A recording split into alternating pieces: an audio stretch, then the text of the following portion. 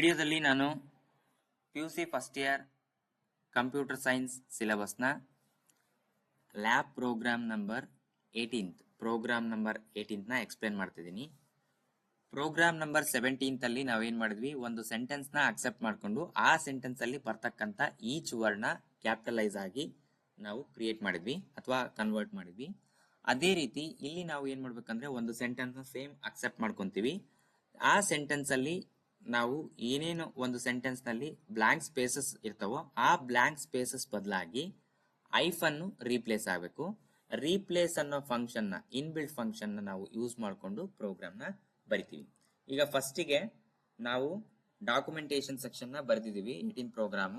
Next ಏನ್ ಮಾಡ್ಬೇಕಂದ್ರೆ ಒಂದು ಫಂಕ್ಷನ್ ನ ಡಿಕ್ಲೇರ್ ಮಾಡಬೇಕು. ಫಂಕ್ಷನ್ ಡಿಕ್ಲೇರ್ ಮಾಡ್ಬೇಕಂದ್ರೆ ನಾವು ಡಿಫೈನ್ ಕೀವರ್ಡ್ ನ ಬರಿತೀವಿ ಡಿಎಫ್ ಅಂತ. ಡಿಎಫ್ ಆದ್ಮೇಲೆ ಫಂಕ್ಷನ್ ನೇಮ್ ನ ಬರಿತೀವಿ. ಫಂಕ್ಷನ್ ನೇಮು ಐಫನ್ ಅಂತೇಳಿ ಬರಿತೀನಿ. ಐಫನ್ ಆಫ್ str ಸ್ಟ್ರಿಂಗ್ ಅನ್ನೋದು ಒಂದು ವೇರಿಯೇಬಲ್ ನೇಮ್ ನ ಆರ್ಗ್ಯುಮೆಂಟ್ ನ ಬರಿತೀವಿ.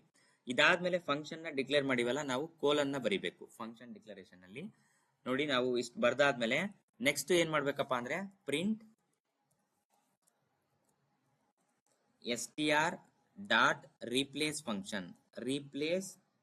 ಫಂಕ್ಷನ್ ನೇಮ್ ಬರ್ದು ಇಲ್ಲಿ ನಾನು ಏನ್ ಮಾಡ್ತೀನಿ ಅಂದ್ರೆ ಸಿಂಗಲ್ ಕೋಟ್ ಅಲ್ಲಿ ಸ್ಪೇಸ್ ಬಿಟ್ಟು ಮತ್ತೆ ಸಿಂಗಲ್ ಕೋಟ್ ನ ಕ್ಲೋಸ್ ಮಾಡ್ತಾ ಇದೀನಿ.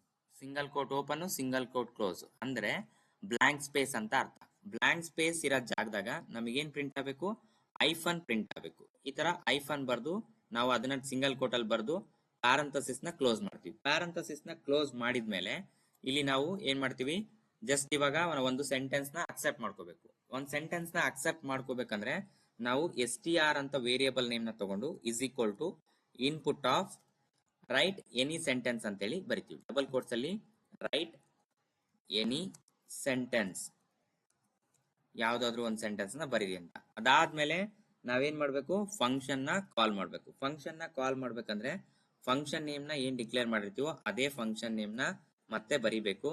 ಬರ್ದಾದ್ಮೇಲೆ ಐಫನ್ ಆಫ್ str ನಾವು ವ್ಯಾಲ್ಯೂ ಏನ್ ಪಾಸ್ ಮಾಡಿರ್ತೀವಲ್ಲ ಆ ವ್ಯಾಲ್ಯೂನ ಬರಿತೀವಿ ಐಫನ್ ಆಫ್ str ಅಂತ. ಈ ಪ್ರೋಗ್ರಾಮ್ ನ ಸೇವ್ ಮಾಡಿದ್ಮೇಲೆ ಪ್ರೋಗ್ರಾಮ್ ನ ರನ್ ಮಾಡಬೇಕು.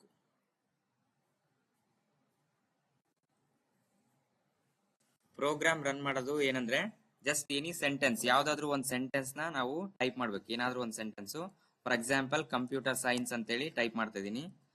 ಕಂಪ್ಯೂಟರ್ ಸೈನ್ಸ್ ಟೈಪ್ ಮಾಡಿದ್ಮೇಲೆ ಇಲ್ಲಿ ಬ್ಲಾಂಕ್ ಸ್ಪೇಸ್ ಇರೋ ಜಾಗದಾಗ ಐಫನ್ ರಿಪ್ಲೇಸ್ ಆಗುತ್ತೆ. ಜಸ್ಟ್ ಇಲ್ಲಿ ನೋಡ್ರಿ, ಕಂಪ್ಯೂಟರ್ ಸೈನ್ಸ್ ಸ್ಪೇಸ್ ಇರೋ ಜಾಗದಾಗ ಐಫನ್ ರಿಪ್ಲೇಸ್ ಆಗುತ್ತೆ. ಈ ತರ ನಾವು ಲ್ಯಾಬ್ ಪ್ರೋಗ್ರಾಮ್ ನ ಎಕ್ಸಿಕ್ಯೂಟ್ ಮಾಡಬೇಕು.